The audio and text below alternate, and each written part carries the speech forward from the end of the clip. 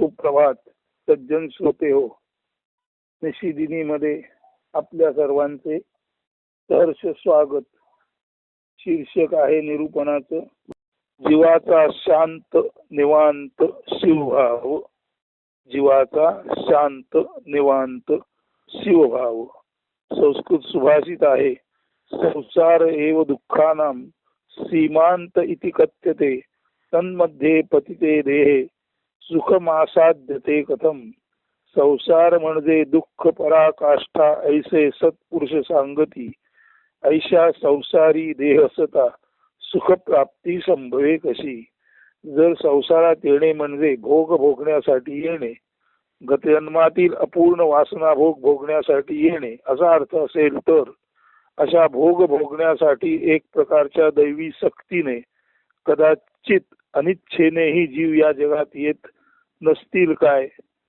ती नियतीच्या नियमांची अपरिहार्यताच नव्हे काय, तो केवळ नियतीचा आदेश हुकूम, एक प्रकारे नैतिक नियम गत जन्मात न पाळल्यामुळे चालू जन्मात प्राप्त झालेली शिक्षा किंवा भोगरूप दंडाचाच प्रकार नव्हे काय. अशा अर्थी संसाराला दुःखाची पराकाष्ठा किंवा दुःख पर्वता एवढे आणि सुख मात्र जवळपाडे म्हणजे किंचित असे सत्पुरुष समजतात. त्यांचे हे म्हणणे सार्थ असल्याचे प्रत्यक्ष अनुभवावरूनही बहुतांशी दिसून येते. मग असे असताना संसार रूपी आवर्तात वावटळीत किंवा भोगण्यात आलेल्या देहाला म्हणजे जीवरूप देहाला संसारात सुख ते कसे मिळणार किंवा कोठून मिळणार, याचे साधे सरळ उत्तर संसार सुखदायी नसतो असे सुस्पष्ट आहे. मात्र आपण ज्ञानी असू तर आपणाला येथे थांबून चालणार नाही. आपणाला शांत दक्ष मनाने म्हणजे क्वाइट बट ऍक्टिव्ह माइंड म्हणजे मनाच्या निस्तब्ध मात्र सावध दक्ष, क्वाइट बट ऍक्टिव्ह माइंड म्हणजे मनाच्या निस्तब्ध मात्र सावध दक्ष अवलोकनाद्वारे म्हणजे शांत दक्ष मनाने या समस्येकडे समस्या म्हणून नव्हे तर एक वस्तुस्थिती म्हणून पाहावे लागेल. वस्तुस्थिती काय आहे पहा. एक, आपण व आपले जीवन जे आपण भोगीत आहोत त्यात आपल्या इच्छा अनिच्छेचा प्रश्न येतच नाही. दोन, जे आपल्या वाट्याला आले आहे ते भोगल्याशिवाय पर्यायच नाही. तीन, असे असताना जर आपण मानसिक चिडचिड आदळआपट केली तर आधीच जे कदाचित आपल्याला नको असताना भोगावे लागते ते अधिकच त्रासदायक दुःखदायक बनू शकते. चार, अशा वेळी कडू औषध निश्चित कडू आहे, पण आपल्या रोगाचा तो नेमका इलाज आहे ते लक्षात घेऊन संयम सबुरीने स्वस्थ शांत अविचल मनोभावे जर आपण तो कडू घोट पचविला तर. हा चौथा मुद्दा आला. पाचव्या मुद्द्यात काय, असा जर आपण कडू घोट पचवला तर. पाच, नेमके ते व तसेच शांत दक्ष मनाने वास्तवाचे आकलन व तदनुरूप केलेल्या तितक्याच शांत संवेगी कृतीद्वारे होते. हे चौथ्या मुद्द्यात असं म्हटलेलं आहे, रोग कडू औषध घेतल्याशिवाय बरा होत नाही हे लक्षात घेऊन जर आपण शांत दक्ष मनाने औषध रोगावरचा अक्षर इलाज म्हणून ते कडू औषध शांत दक्ष मनाने म्हणजे कुठलीही प्रतिक्रिया न देता शांत दक्ष मनाने रोगावरचं कडू औषध जर आपण घेतलं तर काय होईल, हा चौथा मुद्दा आहे. पाचव्या मुद्द्यात आहे, अशाच पद्धतीने जो आपल्या समोर संसार आहे जो आपल्या वाट्याला आलेला आहे त्यामध्ये आपल्या इच्छा अनिच्छेचा प्रश्न नाही. जे आपल्या वाट्याला आलं ते आपणाला भोगावं लागणार हे लक्षात घेऊन जर आजारावरचं कडू औषध शांत दक्ष मनाने घेतलं तर रोग बरा होतो. त्याच पद्धतीने समोर असलेली वस्तुस्थिती जर शांत दक्ष मनाच्या अवलोकनात म्हणजे मन क्रिया प्रतिक्रिया रहित आहे, मन फक्त अवलोकन करीत आहे, पण तू त्याच वेळी उरलेली स्पर्श गंध रुची दर्शन श्रवण या चार क्षमता असणारी जी इंद्रिय आहेत अर्थात त्वचा नाक कान डोळे आणि जीभ यांचं जी मूळ क्षमता आहे ती तशीच्या तशी आहे, पण तू मन शांत दक्ष असल्याने त्वचा नाक जीभ कान डोळे कुठलीही प्रतिक्रिया देत नाहीत. ती निस्तब्ध आहेत कारण मन निस्तब्ध झालं आणि पंचज्ञानेंद्रिय त्यामुळे निस्तब्ध झाली. पण तू पंचज्ञानेंद्रियांच्या मूळ क्षमता जशाच्या तशा असून सुद्धा तीही अक्रिय झाली, कारण मन अक्रिय झालं. याला म्हणायचं मनाचं शांत दक्ष वर्तन. असं जर शांत दक्ष वर्तनाने आपण कडू औषध रोगाचा अक्षर इलाज म्हणून घेतला तर रोग बरा होतो. त्याच पद्धतीने नेमके तसेच शांत दक्ष मनाने वास्तवाचे आकलन म्हणजे आपल्या वाट्याला आलेल्या संसाराचे आकलन जर आपण केले आणि त्या अनुरूप तितक्याच शांत दक्ष आवेगी कृतीद्वारे. आता आवेगी म्हणजे वेग असलेला, तर आता आवेग कशाला आहे? भोगाचा आवेग नाही, हा शांत दक्षतेचा आवेग आहे. म्हणजे परमशांत आणि परमदक्ष. आता परम हा शब्द वेग सुचवतो, म्हणून नेमके तसेच व त्याच पद्धतीने शांत दक्ष मनाने वास्तवाचे आकलन, आपल्या वाट्याला आलेल्या संसाराचे आकलन आपण केले व तदनुरूप आपली शांतता आणि दक्षता अति तीव्र केली, म्हणजे आपल्या शांत दक्षतेची तीव्रता वाढवली. आपलं शांत आणि दक्ष मन आणि तितकीच शांत परंतु पूर्ण क्षमता असलेली ज्ञानेंद्रिये, ही दोन्ही जर आपण आपली ज्ञानेंद्रिये आणि मन ही दोन्ही आपण त्यांच्या अतिशांत दक्ष भावात नेऊन कुठलीही कृती न करता अक्रिय साक्षीत्वात राहिलो तर जे काय होईल ते काय होईल ते आता 6व्या मुद्द्यामध्ये आहे. आता हळूहळू जीवाला अक्रिय साक्षीत्वाची किंवा आवड निवड रहित दक्ष जागृतीची देणगी प्राप्ती होते. या आवड निवड रहित दक्ष जागृतीला चॉईसलेस अवेअर म्हणतात. 7वा मुद्दा हाच तो चॉईसलेस अवेअरनेस हा दागिना माणसाला शंकरोती इति शंकरा, म्हणजे शंकराची विषप्राशन करूनही स्वतःचा स्थितप्रज्ञतेचा भाव ढळू न देता इतरांना आनंदित करण्याचा दैवी भाव म्हणजे डिव्हिनिटी प्राप्त करून देतो. म्हणून चॉईसलेस अवेअरनेस हा खराखुरा शंकरोती इति शंकरा म्हणजे कल्याणकारी शंकर जो आहे तो हलाहल स्वतः प्राशन करतो शांत निवांतपणे आणि त्या हलाहलापासून इतरांची सुटका करतो. मी स्वतः विष पचवून दुसऱ्यांना आनंदित करणारा हा जो शंकर आहे, शंकरोती ती शंकर असा हा शंकराचा दागिना म्हणजे खरे तर चॉईसलेस अवेअरनेस म्हणजे आवड निवड रहित दक्ष जागृती हा जो शंकराचा दागिना आहे. शंकरोती ती शंकरा, कल्याण करतो तो शंकर हा दागिना.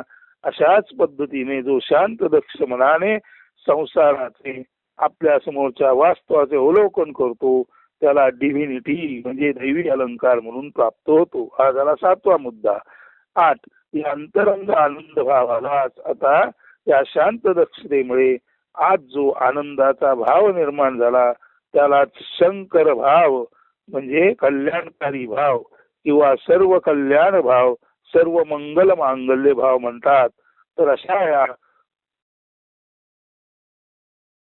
प्रिय साक्षीत्वाने जो संपूर्ण आपल्या वास्तवाचे अवलोकन करतो, निरीक्षण करतो, त्याच्या हृदयामध्ये शंकर भाव किंवा सर्व कल्याण भाव किंवा सर्व मंगल मांगल्य भाव जागृत होतो. आता हा शंकर भाव, सर्व कल्याण भाव, सर्व मंगल मांगल्य भाव जागृत झालेला हा जीव. आता हे 8 मुद्दे झाले.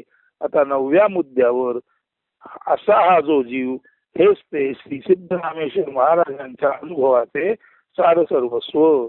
रक्त मांसाची शरीरे त्यात राहती जगदीश्वरे, म्हणजे अन्यथा संसार रूपी दुःख सागरात गटांगळ्या खाण्यासाठी आलेल्या देहातील या नश्वर देहातील ईश्वर शंकर म्हणजे आत्म्याच्या अति उच्च अनुभूतीचे रहस्य हेच ते रक्त मांसाची शरीरे त्यात राहती जगदीश्वरे, म्हणजे या जगदीश्वराचा हा शंकर भाव किंवा सर्व कल्याण भाव, सर्व मंगल मांगल्य भाव हाच तो शंकर भाव. म्हणजेच सिद्धरामेश्वर महाराज म्हणतात रक्त मांसाची शरीरे त्यात राहती जगदीश्वरे, हाच तो जगदीश्वराचा शंकराचा म्हणजे खऱ्या खुऱ्या आत्म्याचा सुगंध. आणि हा जो आत्मगंध आपणाला प्राप्त होतो हा 9व्या मुद्द्यामध्ये प्राप्त झाल्यानंतर वरील 9 मुद्द्यांचे नीट परिशीलन केले तर आपल्या लक्षात येईल की या 10व्या पायरीवर म्हणजे मुद्द्यावर येताच पायरी म्हणजे सोपान. या 10व्या सोपानावर येताच आपली गाठ या नश्वर देहातील ईश्वर शिव आत्म्याशी होते व ही जीव शिव केवळ एकमेवाद्वितीय परमतत्व आहे हा बोध आपणाला होतो. तेव्हा या 10व्या मुद्द्यानंतर जीवाशिवाची गाठ म्हणजे आपण देह नसून आपण जीव नसून केवळ शिव म्हणजे परमतत्व आहोत हा बोध आपणाला 11व्या मुद्द्यावर होतो. अशा या 11 शिड्या अशा या 11 असे हे 11 सोपान जर आपण पार करू शकलो तर या बोधाद्वारे सर्वात मी राही सर्व माझ्यातची पाही किंवा हे विश्वची माझे घर हा जीवाला आत्मबोध होण्यासाठीच शरीर धारण असते हे स्पष्ट होईल. आणि अंती देह ही शिक्षा नसून देह नेमका कशासाठी आहे याचे सत्य शिक्षण ज्ञान देणारी देह ही शिक्षा रूप संस्था नसून ती शिक्षण रूप संस्था आहे. देह आपल्यातील ईश्वरी संपत्ती दाखवण्यासाठीच आलेला असतो. देह ही वरवर आपणाला आपण विपदा वाटली तरी वरते वरते येण्याचे कारण एक आणि एकमेवच असते की देहातील जो जगदीश्वर आहे त्याची ओळख पटेपर्यंत आपणाला वरचेवर जन्म घ्यावा लागणार हे निश्चित आहे. परंतु देह ही संस्था यातना संस्था शिक्षा संस्था नाही तर देह ही संस्था ज्ञान संस्था आहे विद्यापीठ आहे. आणि त्या विद्येमध्ये आणि त्या विद्यापीठामध्ये जो सदा सर्वदा विद्यमान असतो तो जगदीश्वर तो आत्मा तो शिव पाहण्यासाठीच आपण वरचेवर देहात येतो. त्यामुळे कृपया देह ही शिक्षा नसून देह हे शिक्षण आहे. या दिशेने आपण जर त्या देहाकडे नीट शांत दक्ष भावाने पाहिले तर आपणाला या देहातील ईश्वर दिसेल.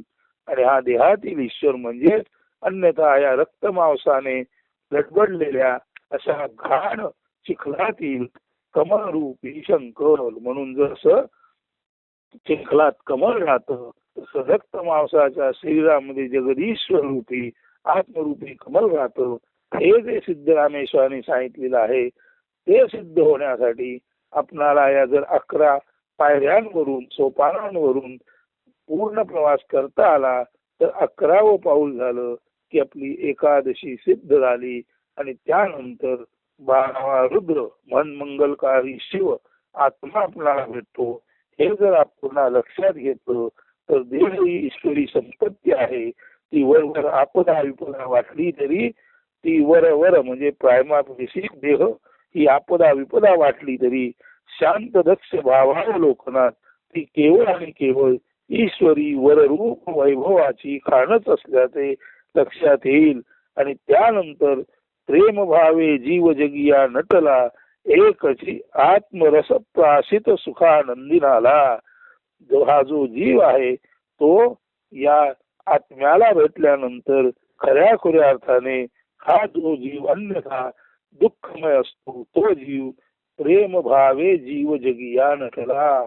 तोच जीव काल परवापर्यंत दुःखी होता तो आज प्रेम भावाने तोच जीव या जगात नटला म्हणजे शोभून दिसू लागतो. कारण एकची आत्मरस प्राशित सुखानंदी नाला. कारण त्या जगदीश्वराच्या कृपेने त्या शिवाच्या कृपेने हा जीव रूप जो असतो तो स्वतःला शिव म्हणून पूर्ण होतो. आणि जीवाशिवाचं हे जिथे मिलन होतं तिथे हा जीव आणि त्याचा देह हे कोणत्याही तऱ्हेने नश्वर राहत नाही तर हा जीवच शिव होतो. ही देहरूपी संस्था ही शिक्षा संस्था यातना संस्था दंड देणारी एक व्यवस्था न राहता ती शिक्षण देणारी विद्यापीठ ईश्वरी ज्ञान देणारी संस्था म्हणून देहाकडे पाहिलं जातं. आणि ज्या देहाद्वारे आपणाला ईश्वरी ज्ञान मिळतं त्या देहातील ईश्वर आपणाला भेटला की जीव हा सर्वसाधारण जीव राहत नाही. शरीर ही यातनादायी संस्था राहत नाही तर शरीर ही शिक्षण देणारी ज्ञान सत्ता म्हणून आपण पाहू शकतो.